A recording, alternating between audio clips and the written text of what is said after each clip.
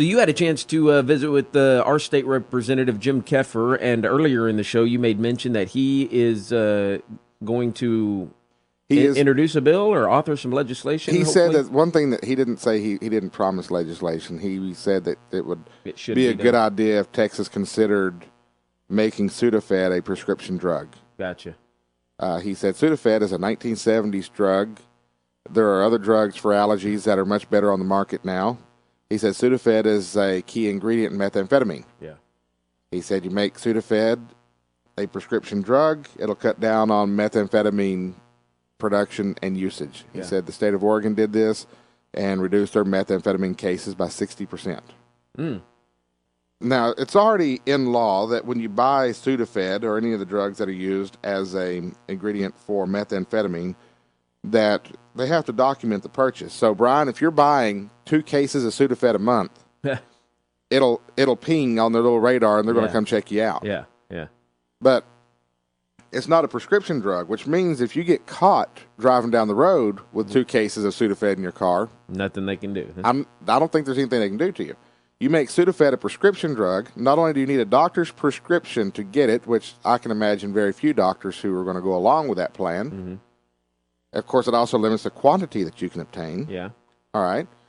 It also means if you get caught with a single bottle of Sudafed in your car without a prescription, that's possession of a dangerous drug. Mm-hmm. You go to jail. I don't think that's a bad idea. The question is, will this? I know in Oregon it's reduced their meth cases by 60%. I don't know if you can say that actually reduces the usage or if it just reduces the amount of criminal cases that come before the courts. That will be the question. That is a good distinction. You eliminate the supply in Texas, does it become imported? Yeah, that is. It'll be interesting to see in Oregon. What's the real breakdown there? So, but it's something that will be discussed in the upcoming legislative session. By the way, you want to weigh in on any of this? 646-1055. Governor Perry wants to reduce jail time for people who are being charged with possession of marijuana. Mm-hmm. So Perry's easing up on marijuana. State legislatures looking at cracking down on Sudafed. Of the 2 drugs, I would say that methamphetamine is certainly the more dangerous. It is. Not that marijuana doesn't carry risk and isn't dangerous, but of the 2. Good morning, KX. Well, you're on the air. Who's this? Yeah, I'm an allergy sufferer, and I was just calling in to say that the pseudoephedrine products have worked real well for me. A lot of the new products don't. And what you do when you put the prescription deal, that's not a problem. You can get if you've got a regular doctor, you can get him to get you a prescript. But all you're going to knock out is the little mom and pop guys that's experimenting in the garage. You're not stopping the tons that come across from Mexico, and they buy their pseudoephedrine direct from China and by the pallet. Without all the impurities that they put in it for allergy medication, they get the pure stuff. And, all you're doing is just kind of putting a Band-Aid on the problem. And in the meantime, you're making it harder for those who have to use Sudafed to actually be able to access the product. Well, like I'm overweight and I have all my teeth, and I have to go to the pharmacy and give them my license, and I can only have so much in a week's time, okay? Well, I used to buy a 100-count bottle. Well, I can't buy that no more because that's more than I can buy at one time, but it's under the amount that I can purchase in a month. So it's already restricted as to how much you can have. Yes, the prescription would probably eliminate that for me. But, as far as the methamphetamine, we're just putting a Band-Aid on it until they can stop the flow from Mexico. We're wiping out the small mom and pop operations in Texas and turning the business all over to the cartels, is what you're saying. Correct. All right. Well, I appreciate you calling in. Thank you, sir. All right. You guys keep on keeping on. All right, man. You two have a great weekend. Our caller on line 2 went away. Do feel free to call back in, 646-1055. Excellent point. Well, yeah, and I didn't realize that you were limited right now into how much you can buy in any given time. I didn't know that they were limiting how much you could buy at a time either. I just knew that they were documenting your Sudafed purchases. Yeah, well, apparently they're doing a little more than that. So there was one pharmacy in a small town around here. I observed a transaction where they actually wrote the information down in a spiral notebook. Oh, really? And, I was selling advertising. Like, what are you doing that for? And the pharmacist said, well, we have to document this, and we don't have our new computer system in yet. So Spiral Notebook it was. Going back to the old Spiral Notebook, huh? Good morning, KXWL. Who's this? This is Winston. Hey, good morning. You're on the air. Now, I think it's stupid to make Sudafed a prescription, since instead of going to the store to buy a $5 box, you have to go to the doctor and spend $50, then have to go onto the store. So instead of costing $5, it's $55.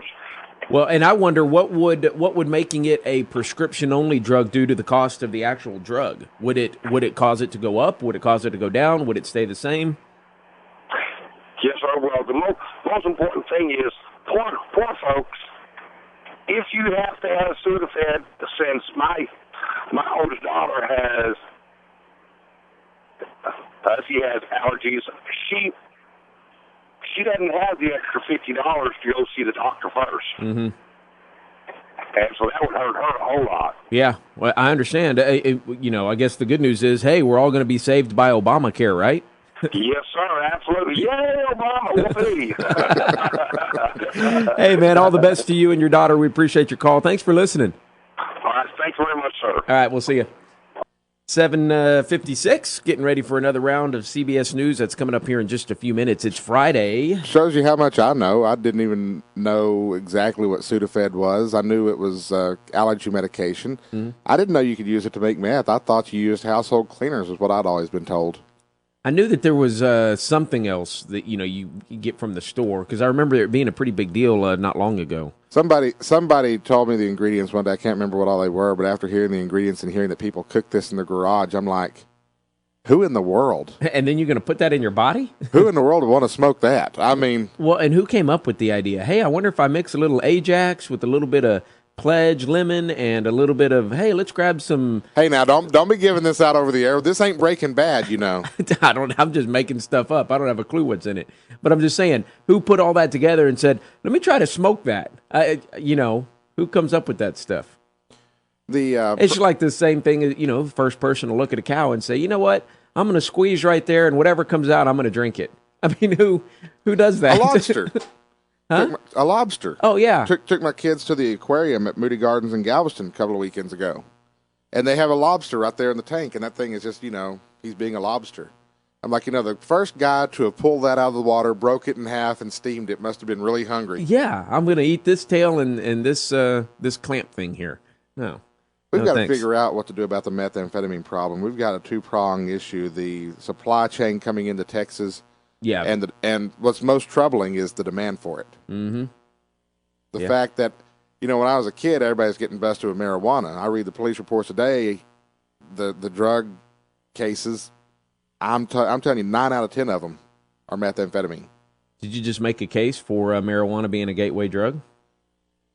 I don't know that we can draw that conclusion. I believe it is. I don't believe it's a gateway drug for everybody, but I do believe it is for many. Yeah, I think so. All right, let's try to sneak one more phone call in here real quick. Good morning. You're on the air. Who's this? Yeah, this is Bobby. I think I've heard that the Germans, by World War II, invented the meth. Really?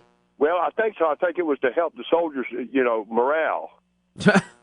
I'm serious. I mean, that's what I heard. I don't know how true it is, but I think the Germans did it. Wow, that's interesting. Okay. Hey, man, appreciate it. Thanks. Yeah. All right. Hey, listen, real quick, before we get to the news, it's Friday. That means out at the